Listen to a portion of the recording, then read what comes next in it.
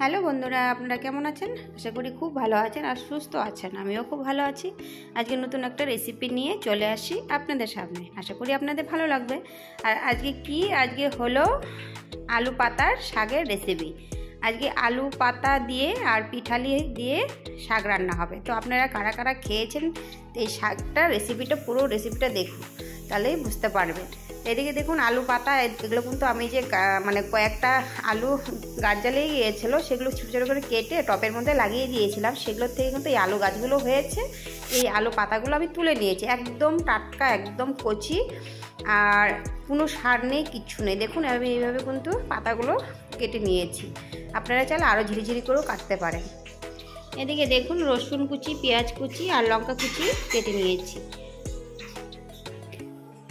এবার কড়াই বসিয়ে দিয়েছি, কড়াই গরম হয়ে গেছে, দিয়ে দিয়েছি সরষের তেল। আর তেলটা যখন গরম হয়ে যাবে তখন দিয়ে দেবো রসুন কুচি, দিয়ে দেবো লঙ্কা কুচি, আর দিয়ে দেবো পেঁয়াজ কুচি। দিয়ে ভালো করে ভেজে নিতে হবে। একদম লাল করেও ভাজা যাবে না, আবার একদম কাঁচাও থাকবে না।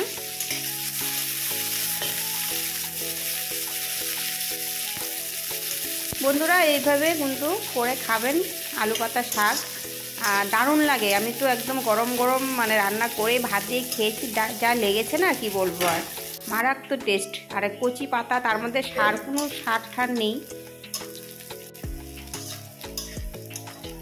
দেখুন এভাবে কিন্তু ভেজে নিয়েছি। এবার কিন্তু শাকগুলো দিয়ে দেবো। এবার শাকটা দিয়ে ভালো করে নাড়াচাড়া করে একটু নুন দিয়ে দেবো।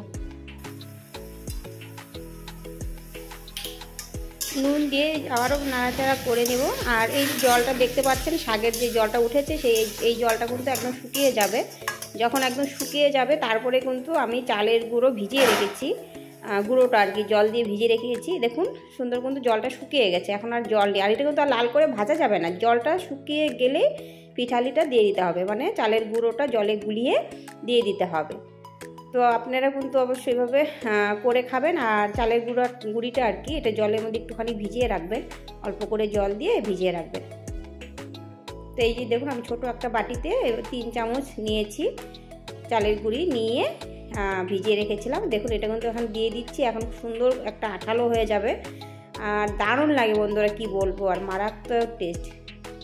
তো যারা যারা খাননি তারা কিন্তু অবশ্যই খাবেন।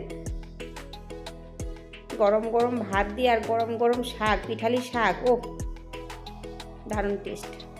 তো বন্ধুরা একদম হয়ে গেছে, এবার কিন্তু আমি নামিয়ে দিব। তো বন্ধুরা আমি কিন্তু কড়াই থেকে তুলে নিয়েছি। দেখুন এখন কত সুন্দর লাগছে শাকের রেসিপিটা। এবার চলুন, ভাত বেড়ে নিয়েছি, এবার খাওয়ার পালা। তো এবার গরম গরম ভাত দিয়ে পিঠালি শাক খেয়ে নেব। দেখুন শাকটা কিন্তু একদম সুন্দর আঠা আঠা হয়েছে, দারুণ লাগে খেতে। আমি আবার পেঁয়াজও নিয়ে নিয়েছি, আবার একটা কাঁচা লঙ্কাও নিয়ে নিয়েছি সাথে। আর শাকটা কিন্তু ঝালে ঝুলে হয়েছে সুন্দর, একটু লঙ্কাটা বেশি করেই দিয়েছি, ভালো লেগেছে খেয়ে। তো বন্ধুরা আজকের মতো এখানেই। ভিডিওটা যদি ভালো লাগে একটা করে লাইক দিয়ে কমেন্ট করবেন। নতুন বন্ধুরা যারা আছেন তারা সাবস্ক্রাইব করে পাশে থাকবেন। আজকের মতো এখানেই, টাটা।